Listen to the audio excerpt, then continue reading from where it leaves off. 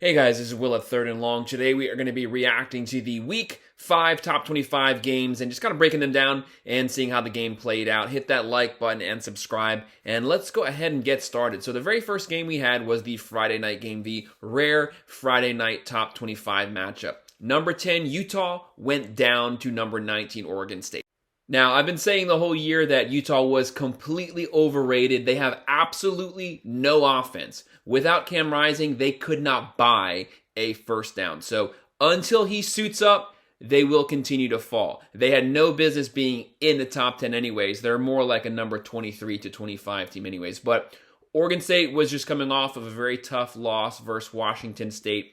DJU did play well this game. Look at the total yardage here. So Utah only had 198 yards. I think 4 of their 5 games, they haven't even gotten 300 yards. That's pretty pathetic. But Oregon State played a very tough defense, 358 yards. So the big difference here was one team can actually get a first down and the other team cannot. But nonetheless, Utah is still playing tough for not having their quarterback, but Oregon State did get the win coming off of that loss versus Washington State. But really, was anyone surprised with Utah going down? You should have been. No. Next game we had was another top 25 matchup on Saturday. We had the number 24 Kansas Jayhawks at number 3 Texas Longhorns. Now, Kansas was without their starting quarterback. They did try to keep the game close out the gate, but even with their starting quarterback, they were completely outgunned and outmatched. Texas is actually starting to look pretty good. So they're starting to live up to that hype. They did beat Bama, but then they had a couple, so-so games where they kind of looked lackluster. They definitely did not look that way this weekend. They look great in all facets of the game. So look at Quinn Ewers here. 25 of 35, 325 yards passing. Jonathan Brooks ran for 218 yards. Quinn Ewers ran for 2 touchdowns. Total yardage here, when you look at the total yardage for both teams, so they held Kansas to 260 yards. They had 661 yards of total offense. So a complete game from the Texas Longhorns. Texas is definitely making the case right now that they deserve to be the number 1 team in the country, playing up to the expectations every single week right now. The very next game, we had number 9 Oregon at Stanford. So Oregon won 42-6, but first quarter, Stanford held Oregon scoreless, and there was a point when they were up 6-0. People were starting to get scared, but then the Ducks just completely beat the brakes off of them. So they win 42-6. Bo Nix again continues to play hot. 27 of 32, only 5 incompletions, 290 yards. 4 touchdowns, no picks. He continues to look like a top 3 guy for the Heisman right now.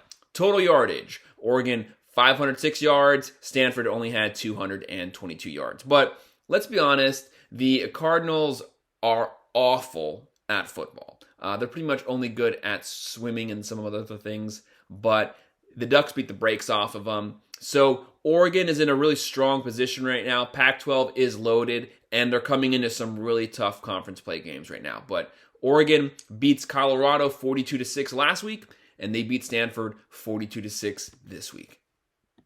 Now, the next game, we had number 11 Notre Dame at number 17 Duke. So this was kind of a trap game for the Irish because they were just coming off of that really tough loss versus the Buckeyes. So how would they respond? Things look pretty good out the gate. So they were up 10-0 at halftime. Things were kind of starting to look like a blowout. And then Notre Dame completely let Duke back into the game. Horrible second half from the Irish, letting Duke come back like that. And they almost should have lost the game, but they got that touchdown at the very end in the last minute of the game to actually win the game. So Sam Hartman does not have a good game coming back from that Buckeyes game. 15 of 30, 222 yards. What's going on so far? So the offense for the Irish has completely sputtered, but they did get the win. And this is a good win versus a very tough and ranked Duke team. So there's nothing wrong with that. It's just they didn't look good, and they didn't look fully focused coming off of the Irish game. But coming off from the Buckeyes game. But they could have lost this game.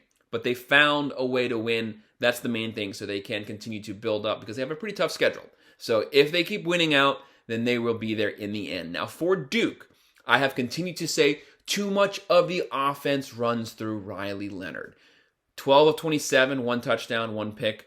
And he's the leading rusher, 18 carries for 88 yards. That is not sustainable versus better teams. They will force someone else to have to run the ball, and they will take Riley Leonard out of the game because they are content with him being the main weapon, because if he has to run, throw, they will be able to outscore you. So I think that's a problem for Duke, is finding someone else to help carry the load on the ground. Total yards, Notre Dame has 381 and Duke has 323. But nonetheless, Notre Dame found a way to get a tough, good win, 21-14. So Notre Dame will be rooting for Duke to continue to do well this season, because as Duke does better, that makes this win look better for them. Next game we had was the Iowa State Cyclones at number 14 Oklahoma Sooners. So Oklahoma continues to do the same thing every week. They look really good on offense, and they're playing really good defense. But Oklahoma gets the win 50-20. Dillon Gabriel, he's just like Bo Nix. He is kind of the Heisman guy that no one's really talking about. But if he continues to play at this high level, he will definitely be in New York come the end of the season. So Dillon Gabriel goes 26 of 39, 366 yards, 3 touchdowns, but he did have a pick. So that's one knock, but he played a really good defense, a top 20 defense. Now, the issue for the Sooners is, where's the running game? This is week 5. They still have not found a running back number 1. So that's fine that Gabriel can throw for 300 to 400 yards, but at some point, you're going to have to run the ball, and you will have to win the game on the ground at some point this year. So that's a concern, and we're almost halfway through the year, and they still haven't figured that out. But nonetheless, give them props because they did get a really tough conference win. Looking at the total yardage here, so Iowa State only had 352, so the Sooners defense continues to have completely rebounded from last year, and the Sooners offense continues to do what they do every week. They had 523 yards. Really good win going into the game versus Texas next weekend. So both teams are looking really hot, and that's going to be a really good game. Now, the next game we have is number 22, Florida at Kentucky. I made it very clear last week, UF had absolutely no business being ranked. This is not a good team in any way whatsoever, and they will be lucky to make a bowl game. I do not think they will make a bowl game, but if they do, at best, they will go 6-6 this year. Billy Napier is definitely on the hot seat. People are going to start saying, we want Urban Meyer back. Will that happen? I don't know, but they'll start asking for it. Now, Florida loses because they're awful. They cannot get first downs, just like Utah. Well, they actually lost to Utah, so that lets you know how bad their offense is. So Graham Mertz cannot throw the ball past 3 yards. It's all screen passes nonstop. They have no running game. They said they had a good defense. No, they don't. They haven't played anyone. So they beat Charlotte last week, 22-6. Charlotte, who has one win, they beat 22-6 at home. That's pathetic. Anyways, they lose to Kentucky 33-14. Everyone's going to jump on the Kentucky bandwagon. They're 5-0. They're going to be ranked, so forth and so on. Same story every year. They play a garbage out of conference schedule. They always get to 4-0, 5-0, and then the bottom falls out and they finish the year unranked. So everyone just slow down. Kentucky's not good. Will they get into the top 25 this week? Yes. Will they be in the top 25 come end of the season? Heck no. But anyways, looking at the stats, Graham Mertz, 25 of 30, 244 yards, 2 touchdowns, 1 pick, absolutely no run game.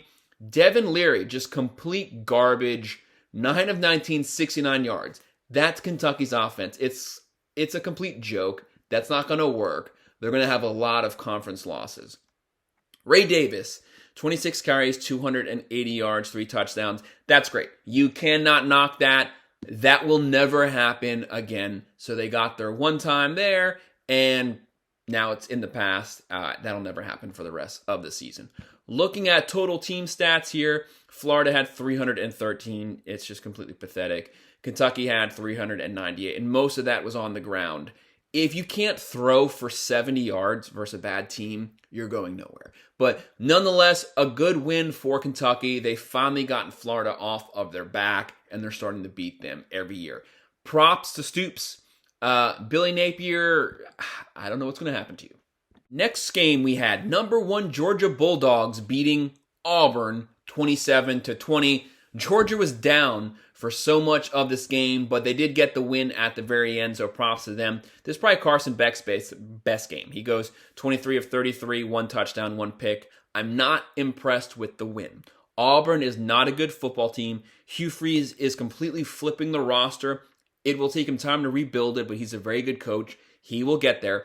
Georgia should have beat the brakes off of them. They did not cover the spread in any way whatsoever. They did not look good at all. Where's their running game? So total yardage, 420 yards, and Auburn only had 307. But look at Pat Thorne. He went 10 of 19, 82 yards. That's a joke. And Georgia almost lost to him. And he was the leading rusher, 12 carries for 92 yards. Like, isn't that concerning? Isn't it time to start raising the alarm on the Bulldogs? First 1 or 2 weeks, it's like, well, the game just started. Season's kind of early. But now we're halfway through the year almost. And Georgia doesn't look any better at all. So they can't keep riding we won the last 2 national championships, because that's not this team this year. And are they going to figure it out? Because we're almost over the hump and into the second half. I don't know, but them holding on to that number 1 spot is looking pretty shaky right now to me. You cannot come out of the gate flat every single week. At some point, you need to control the game from the first quarter.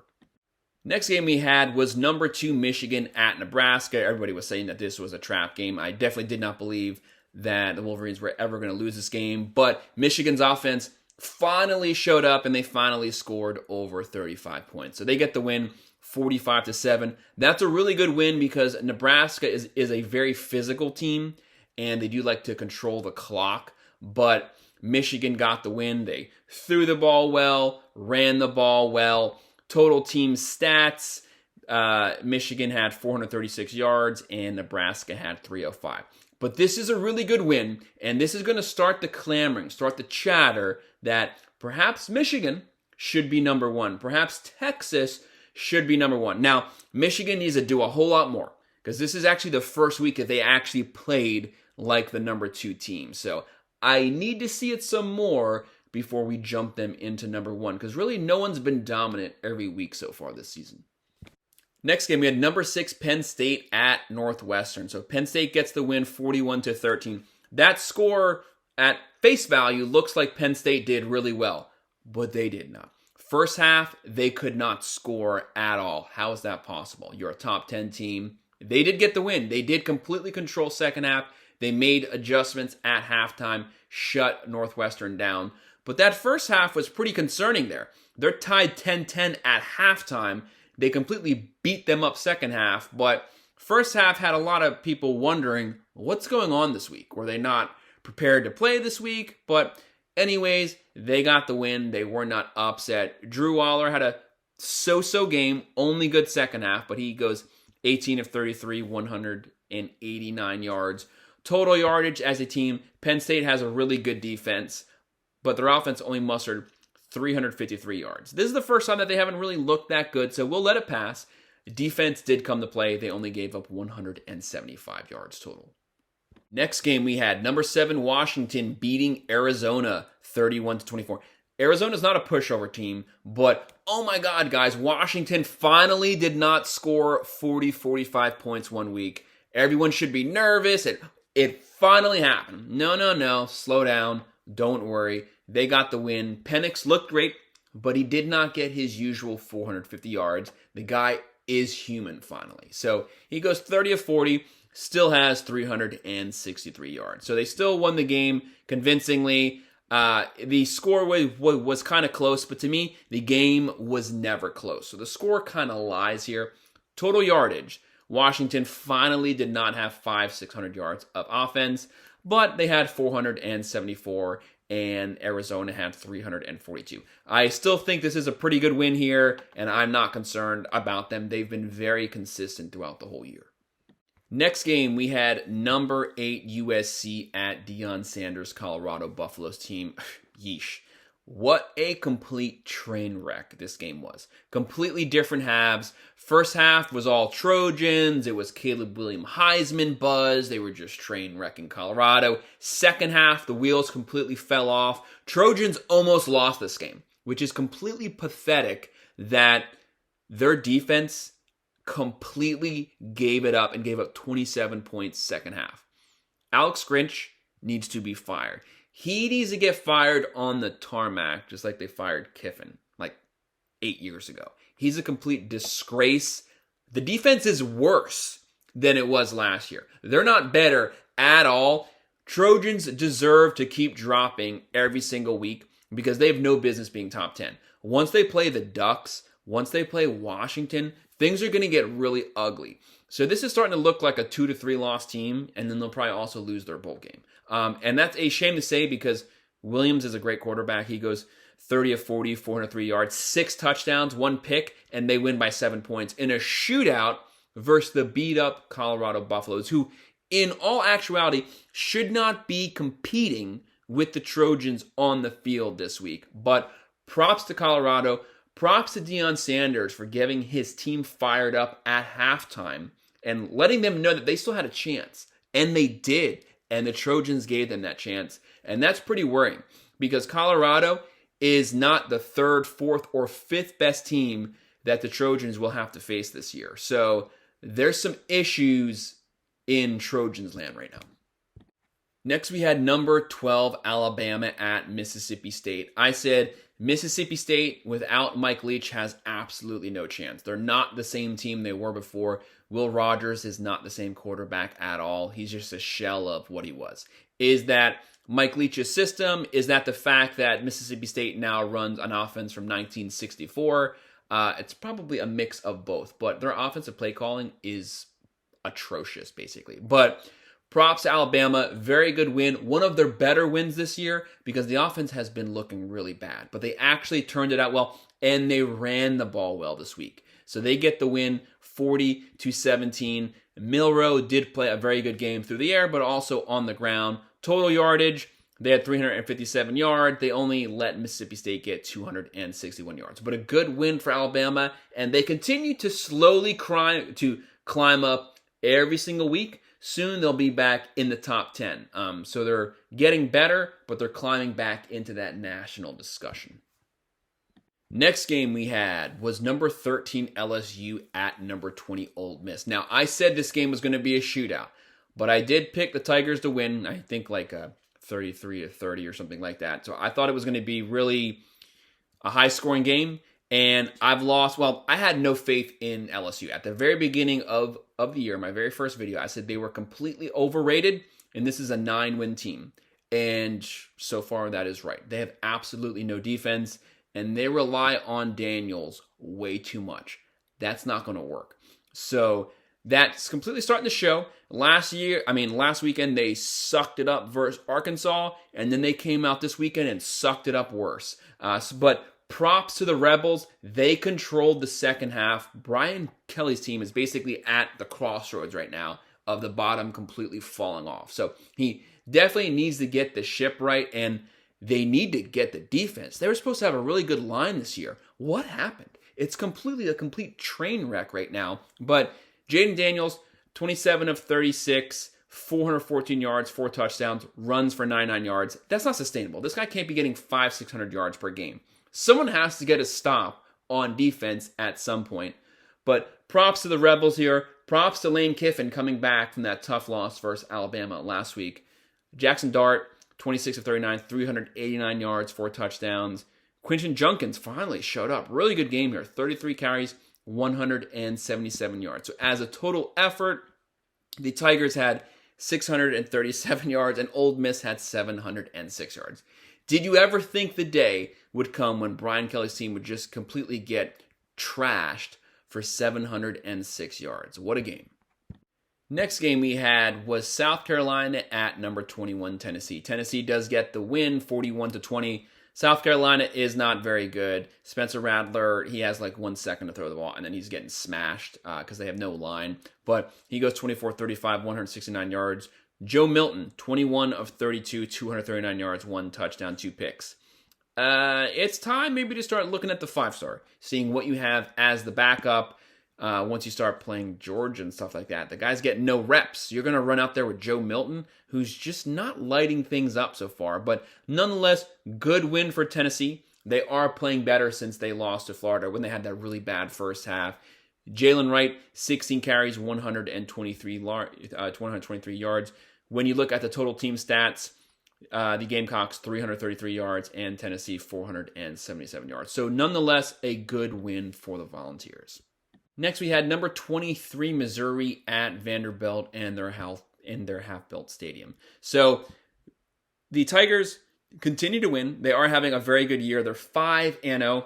I have not bought in. I do not think this is a good team at all. But as long as they win, they will stay in the top 25. But at some point, they're going to lose and they're going to get thrown right out because to me, they're not a top 25 team. This is a 7-win team, at best 8-win. But give them props. They are winning. They win 38-21. Brady Cook, 33 for 41, 395 yards. But it's not like Vanderbilt's a good team. But nonetheless, they got the win. Total yardage. Tigers, 532, and Vanderbilt only had 300. And the final game we had was Nevada, who's one of the worst teams in the country, one of only a couple of winless teams, versus number 25, Fresno State. So Nevada loses 9-27. So Fresno State, representing the group of 5, played a very good game here. So Keene, 26 of 34, 269 yards, 2 touchdowns, 2 picks. So kind of sloppy there at the very end because Nevada got all of their points fourth quarter. So things kind of got out of hand at the very end, but still a good win with eyes on them as representing the group of 5. Total yardage here, total team stats. Nevada had 220. Fresno State had 410. So they didn't do anything to fall out of the top 25. Not the best performance, but props to them for being 5-0 at this point. So that's my breakdown of the AP Poll Top 25 games for Week 5. Hit that like button and subscribe. Thanks.